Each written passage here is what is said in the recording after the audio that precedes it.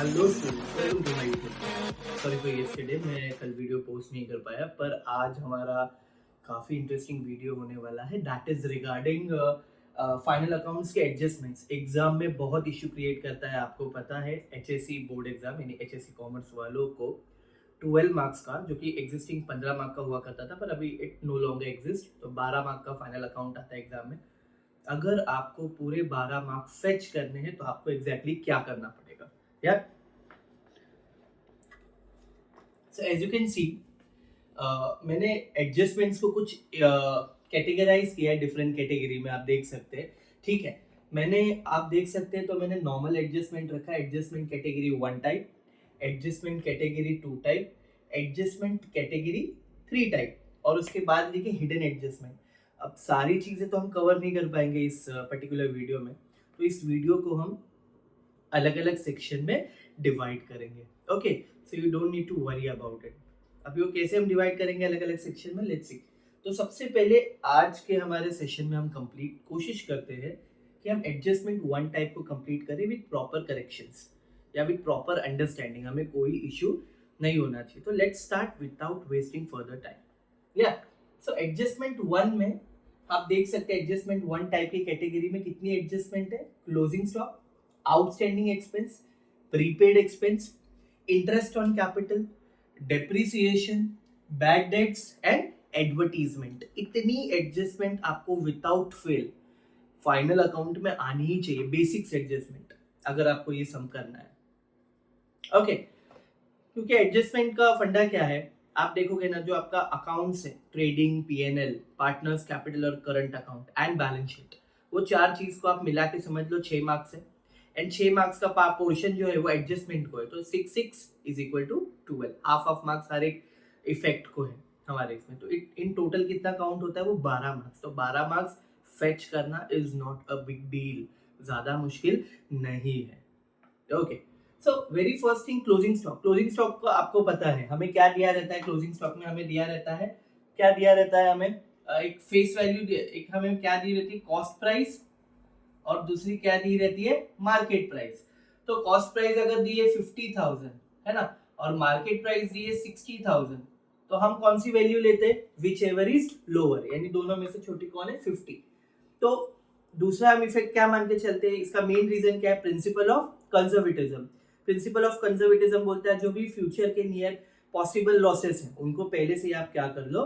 Record कर लो, है ना। बट हमारे अंडरस्टैंडिंग के लिए क्या है, अगर क्लोजिंग स्टॉक में हमें दो अमाउंट दिखते हैं, कॉस्ट प्राइस 50,000, मार्केट प्राइस 60,000, तो हम कौन सी वाली लेंगे? दोनों में से जो छोटी वैल्यू हो, दैट इज 50,000। और इसका इफेक्ट क्या देंगे? Trading account credit side, balance sheet asset side. Trading account credit side, credit side में क्या दिखाओगे? बाय क्लोजिंग स्टॉक, और बैलेंस शीट के असेट साइड में क्लोजिंग स्टॉक, और जो भी वैल्यू होगी, वैल्यू कितनी आएगी दोनों साइड? 50,000 रुपए। Done. Let's move to another adjustment, that is outstanding expenses. आपको पता है आउटस्टैंडिंग एक्सपेंस हमें क्या होते हैं? हिंदी अर्थ आपको पहले से पता है, अभी फाइनल एग्जाम है तो आपको इतना तो आइडिया है ही। आउटस्टैंडिंग एक्सपेंसेस का सिंपल मतलब ये है दैट कुछ एक्सपेंसेस है जिसका पेमेंट करना अभी भी क्या है? बाकी है ना, जिनका पेमेंट करना अभी भी बाकी है, आउटस्टैंडिंग है, वो खर्चे उनका पेमेंट करना बाकी है ना। तो जैसे हम आउटस्टैंडिंग एक्सपेंसेस में एक आइटम का नाम लिखते हैं, ठीक है। आइटम का नाम क्या लिखेंगे? Electricity bill. इलेक्ट्रिसिटी बिल, तो कितना भरना बाकी है? फॉर एग्जांपल अमाउंट दिया रहेगा आपको 500 या जो भी है, तो हम इसका एडजस्टमेंट क्या देते हैं? हम इसका एडजस्टमेंट देते हैं add to expense, add to expense, add to liability, add to expense, add to liability. मतलब मैंने क्या बोला? अभी इलेक्ट्रिसिटी एक आइटम है हमारे लिए, खर्चा, उसमें हमने 500 रुपए ऐड किया, और वही 500 रुपए किधर बताया? Balance sheet liability side. Outstanding electricity bill amounted to rupees 500, 500 रुपए। Yeah so you got the detail. जब भी आउटस्टैंडिंग एक्सपेंस है आपके माइंड में घूमना चाहिए, add to expense, add to liability, add to expense, add to liability. उसका amount कहाँ दिया होगा? एडजस्टमेंट में दिया होता है। कहाँ दिया अमाउंट? एडजस्टमेंट में दिया है। एडजस्टमेंट में क्या अमाउंट दिया आपको? सपोज इधर मैंने 500 किया है, तो वो एक्सपेंसेस में अब ऐड करोगे 500 रुपया खर्चे में, और वही 500 रुपए का इफेक्ट दूसरा कहाँ दिखाओगे, balance sheet liability side. Very good. Third, prepaid expense. क्या है प्रीपेड एक्सपेंस? हिंदी अर्थ क्या है प्रीपेड एक्सपेंस का आपको पता है? क्या है? जो खर्चे आगे होने वाले उसके पहले हम उसके खर्चा यानी उसका पैसा हम पहले ही भर देते हैं। सर एक एग्जांपल दो। एग्जांपल, जो हम सिम कार्ड का यूज करते हैं, सिम कार्ड प्रीपेड सर्विस है, यानी मुझे महीना भर नेट यूज करना है, उसका पेमेंट मैं अभी करता हूँ, तभी अगला पूरा ये नेक्स्ट ये जो महीना चल रहा है यूज कर पाता हूँ मैं, है ना। प्रीपेड यानी ऐसे खर्चा जिसका पेमेंट हमने पहले ही कर दिया होता है। तो इसका ऑपोजिट आता है प्रीपेड एक्सपेंस। जैसे ही घुमा तो क्या आएगा, लेस फ्रॉम जो भी एक्सपेंस होगा, और दूसरा कहा जाएगा एड टू एसेट। हमने पहले ही इसका पेमेंट कर दिया है, हमने पहले ही पेमेंट कर दिया है। तो सपोज कोई आइटम होगा, एडजस्टमेंट में लिख के आया होगा that stationery bill is prepaid. Stationery का जो बिल है वो प्रीपेड है, कितने से, 600 रुपए से। तो स्टेशनरी होगी 5000 की, उसमें से आप 600 रुपया क्या करोगे, यस 600 रुपया माइनस करोगे, डिडक्ट करोगे, लेस फ्रॉम जो भी आपका आइटम होगा, and balance sheet asset side. Balance sheet asset side क्या नाम से लिखोगे, प्रीपेड जो भी आइटम होगा, प्रीपेड स्टेशनरी जो भी आइटम होगा। तो इसका आपके माइंड में घूमना चाहिए। जैसे ही आपने वर्ड देखा प्रीपेड एक्सपेंस, तो क्या करोगे, less from expense balance sheet asset side, less from expense balance sheet asset side. Very good. उसके बाद है, बहुत इंपॉर्टेंट है, एग्जाम में बच्चे हमेशा इसमें गलती करते हैं। मैं क्या करता हूँ मालूम है, मैंने इस पे से स्टार मार्क करता हूँ। पता है क्या, मैंने रीसेंट ट्रेंड में देखा है बोर्ड्स के 3 से 4 साल वाले एग्जाम्स में, अभी जो 3 से 4, पता है 1 साल में 2 बार एग्जाम होती है, तो 4 साल में 8 बार हो गई होगी। कॉमन सेंस है। Now the issue is, I am rubbing this part so that I can make you understand, है ना।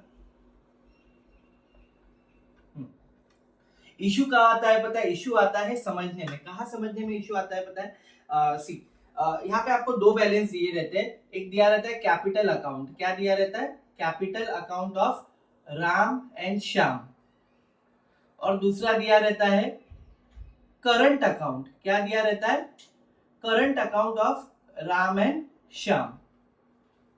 राम का है सपोज करो 50,000, श्याम का है 60,000, इधर है 80,000, और श्याम का है सपोज 1 लाख, 1 लाख रुपए। ओके, नाउ देखो आपको दो बैलेंसेस दिए, capital account of Ram and Shyam and current account of Ram and Shyam. तो बच्चे कंफ्यूज हो जाते हैं कि इंटरेस्ट ऑन कैपिटल किस पे निकालना है। हमारे पास तो दो कैपिटल के बैलेंसेस है। Why need to worry, simple. हमें कहाँ देखना है, हमें जब कैपिटल और करंट दोनों दिए तो हमें कौन सा देखना है, करंट। तो ऐसा दिया रहेगा, इंटरेस्ट ऑन कैपिटल इज, मैं इधर एग्जांपल लिखता हूं 5% एट द रेट ऑफ 5%। तो मेरे पास दोनों बैलेंस है, कैपिटल और करंट। बोलो दिल से, आपके माइंड में क्या आ रहा है जब दोनों दिए होते, तो करंट अकाउंट। 80,000 है, 80,000 का 10% 8,000 हो गया, तो 5% कितना हो गया, 4,000, है ना। 1 लाख का श्याम का है, तो 1 लाख का 10% कितना हुआ, 10,000, और 5% कितना हुआ, 5,000। तो इंटरेस्ट ऑन कैपिटल कितना निकल के आया, 9,000 रुपए, दैट इज 9,000। और सिमिलरली आपको ये पॉइंट भी याद रखना इंटरेस्ट ऑन कैपिटल में, दैट इज अगर करंट अकाउंट का डिटेल नहीं है तो सिर्फ और सिर्फ प्लेन किस पे कैलकुलेट होगा, कैपिटल अकाउंट पे। लेकिन जब कैपिटल और करंट अकाउंट दोनों दिए जाते हैं, आपको पता है कैपिटल फिक्स हो जाता है, डायरेक्टली लायबिलिटी साइड में आप लिख देते हो कैपिटल अकाउंट, और सब कैलकुलेशन किसके हिसाब से करते हो, करंट अकाउंट। तो करंट अकाउंट पे ही होता है। और इसका पोस्टिंग आपको पता है, दिल से बोलो, पता है ना। क्या करोगे, पीएनएल के डेबिट साइड में लिखोगे, पीएनएल के किधर लिखोगे, डेबिट साइड में, है ना। और पार्टनर्स कैपिटल के क्रेडिट साइड में, interest on capital, interest on capital. जिसने नहीं सुना फिर से सुनो, PNL account debit side, debit interest on capital, कितने से, राम का 4,000, श्याम का 5,000, टोटल आउटर कॉलम में 9,000, 9,000 रुपए। एंड दूसरा partners current account, partners current account के किधर जाएगा, क्रेडिट साइड में, क्या लिखोगे? Interest on capital. राम का राम में लिखोगे, श्याम का श्याम में लिखोगे, क्योंकि दोनों का कैपिटल अकाउंट हमने बना, दोनों का कॉलम हमने बना रखा है, right.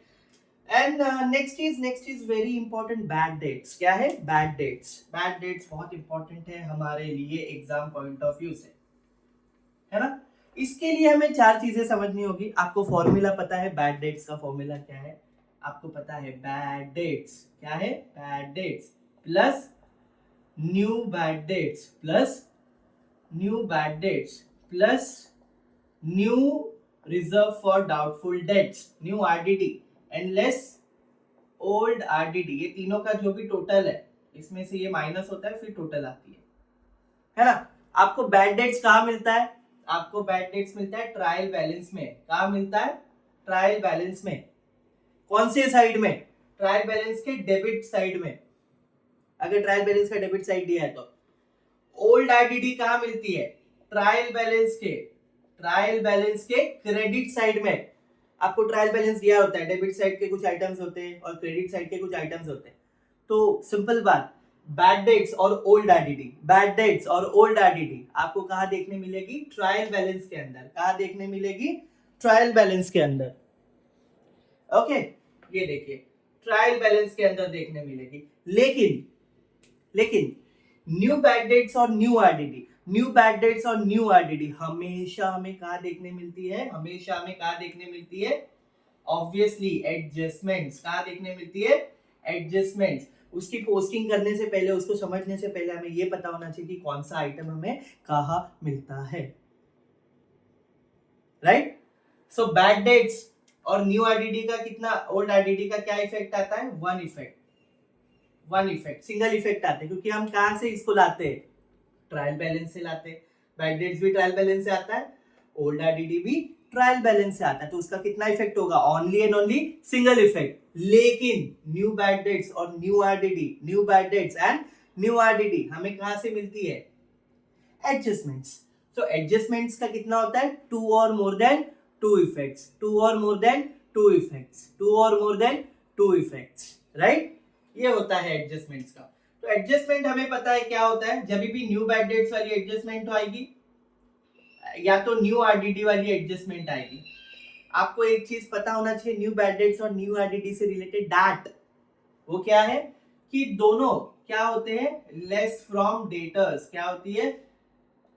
Less from debtors add to bad debts, add to bad debts. दोनों का इफेक्ट सेम होता है। डेटर्स में से यानी सन्ड्री डेटर्स में से लेस किया जाता है और बैड डेट्स में ऐड किया जाता है। सन्ड्री डेटर्स से लेस किया जाता है, बैड डेट्स में ऐड किया जाता है। एक एडिशनल इंफॉर्मेशन, कभी कभी डेटर्स ये जो है न्यू बैड डेट्स से न्यू आरडीडी किसमें दिया होता है? परसेंटेज में दिया होता है। 5%, 2%, 3% ऑफ डेटर्स बराबर। और कभी कभी डायरेक्ट किसमें दिया होता है? अमाउंट में दिया होता है, 500, 600। पर मोस्टली आपको क्वेश्चन में कैलकुलेट करना होता है on the basis of percentage. आपको बोला होगा that new bad dates is 5% on debtor. नीचे भी लिखा हो सकता है new RDD is 3% on sundry debtor. तो आपको सन्ड्री डेटर का जो भी अमाउंट होगा उस पे कैलकुलेट करना होगा। कैलकुलेट करने के बाद you have to deduct from, less from debtors add to, फिर डायरेक्ट क्या करना है? डेटर्स में से लेस करना है उतना अमाउंट और बैड डेट्स में ऐड करना है। तो जब भी आपके माइंड में आएगा बैड डेट्स का, तो क्या फॉर्मूला आएगा? Bad debts plus new bad dates plus new RDD less old RDD, है ना। समझ आई आपको? ये क्लियर हो गया ये चीज? Very good. कभी कभी क्वेश्चन में अगर बैलेंस, कभी कभी ऐसा भी हो जाता है, एक एडिशनल इंफॉर्मेशन बच्चे बोर्ड में पूरा टेली रॉन्ग हो जाता है सिर्फ एक सिली मिस्टेक की वजह से। पता है आपको वो सिली मिस्टेक क्या है? कभी कभी ऐसा होता है कि यहाँ मैं अमाउंट में बताता हूँ कुछ चीजें रफ करके, वीडियो थोड़ा सा लॉन्ग हो जाएगा पर ये पार्ट बहुत इंपॉर्टेंट है। Okay, I am रविंग this part, okay, ताकि आपको प्रॉब्लम ना हो, है ना। कभी कभी ऐसा हो जाता है डाट, जो हमारे देखो बैड डेट्स हमें क्वेश्चन ट्रायल बैलेंस में दिया है 500 रुपए का। सपोज करो न्यू बैड डेट्स हमने क्या किया है? कैलकुलेट किया है 600 रुपए का, बराबर। न्यू आरडीडी हमने कैलकुलेट किया है कितने का, 1000 रुपए का, कितने का, 1000 रुपए का। और हमारा जो ओल्ड आरडीडी निकल के आया है, सपोज करो कितना है, 3000 रुपए, कितना है, 3000। आपको पता है बैड डेट्स हमने ट्रायल बैलेंस में दिया होता है डेबिट साइड में डायरेक्ट, ओल्ड आरडीडी हमें दी होती है डायरेक्टली, कैलकुलेट नहीं करते। पिछले साल का जो बैलेंस बचा होता है इस साल हम कैरी फॉरवर्ड करते हैं, तो हमारे ट्रायल बैलेंस के क्रेडिट साइड में होती है। और हम ये मान के चल रहे हैं सपोज कि हमने न्यू बैड डेट्स और न्यू आरडीडी कैलकुलेट की है, बराबर। तो सबसे पहले ये तीनों का टोटल लिखो, कितना आ गया, 2100, बराबर। 1000 प्लस 600 प्लस 500, बराबर। अभी 2100 में से 3000 माइनस करना है, हमारे पास रिजर्व कितना है, 3000 का रिजर्व है, तो 900 देखो पॉजिटिव बैलेंस आ रहा है। 900 कौन सा बैलेंस आ रहा है, पॉजिटिव बैलेंस, समझ आ रहा है आपको। तो ये कभी कभी ओल्ड आइडेंटिटी हमारे पास ज्यादा होती है, और ये 2 बार पेपर में आ चुका है बोर्ड में, बच्चों ने यही गलती की है। इसको डायरेक्टली उठाकर कहा लिखना है, कहा लिखोगे डायरेक्टली उठाकर, पीएनएल अकाउंट के क्रेडिट साइड में, आप सबको दिख रहा होगा, प्रॉफिट एंड लॉस अकाउंट के क्रेडिट साइड में 900 रुपए, 900 रुपीज। क्या फंडा है इसका, सिंपल लॉजिक, ये हिंदी में मैंने बताया दैट कि ओल्ड आइडेंटिटी जो पिछले साल बैलेंस था वो 3000 का है, और इस साल जो नुकसान हो रहा है हमें वो सिर्फ और सिर्फ 2100 रुपए का, 2100 रुपए का खाली। सो बिकॉज ऑफ दैट हमारे पास सरप्लस में बच रहा है, हमारा जो रिजर्व है अभी भी बच रहा है 900 रुपए से, तो पीएनएल के क्रेडिट साइड में उसे शो करो डायरेक्टली। ये कैलकुलेशन इधर दिखाओ, पीएनएल के डेबिट में और पीएनएल के क्रेडिट में 900 यानी 900 रुपए का। Hope you understood the video. And advertisement का एक लास्ट बचा है, उसको हम क्विकली रिकैप कर लेते हैं। क्विकली, आई नो वीडियो काफी लॉन्ग हो गई है, so what, still I will complete it, okay. Advertisement का आपको पता है, एडवर्टीजमेंट का क्या करोगे, ट्रेडिंग अकाउंट के क्रेडिट साइड में और पीएनएल अकाउंट के डेबिट साइड में। और एडवर्टीजमेंट का क्या फंडा है, क्या लिख के आएगा, goods distributed as a free sample, goods distributed as a free sample, यानी गुड्स को आपने कैसे बेचा है, एज अ फ्री सैंपल दिया है, बेचा नहीं है, मतलब फ्री सैंपल लोगों को दिया है, ताकि लोग मार्केट में हमारे गुड्स को अवेयर हो, खरीदो, देखे और हमारे गुड्स को खरीदने के लिए अट्रैक्ट हो, राइट। सो ट्रेडिंग के क्रेडिट साइड में क्या मतलब है, by goods distributed as free sample, क्योंकि बिजनेस से तो गुड्स चला गया है ना। और पीएनएल के डेबिट में क्या है, to advertisement that simply means कि हमने एज ए एडवर्टीजमेंट गुड्स को हमारे बिजनेस से रिलीज किया है। सो विद दिस हमने कैटेगरी 1 की एडजस्टमेंट कंप्लीट की। अगर आपको लगता है एग्जाम पॉइंट ऑफ व्यू से इंपॉर्टेंट नहीं है, तो ये आपकी सबसे बड़ी गलती है। एग्जाम पॉइंट ऑफ व्यू से हमारे लिए ये वाली एडजस्टमेंट्स एकदम महामंत्र है, तो हमें याद रखना। तो with this I am ending the video and hope you like, and please subscribe and like my channel so that I can get more appreciate and make more beautiful videos for you. Best of luck for your exams, yeah.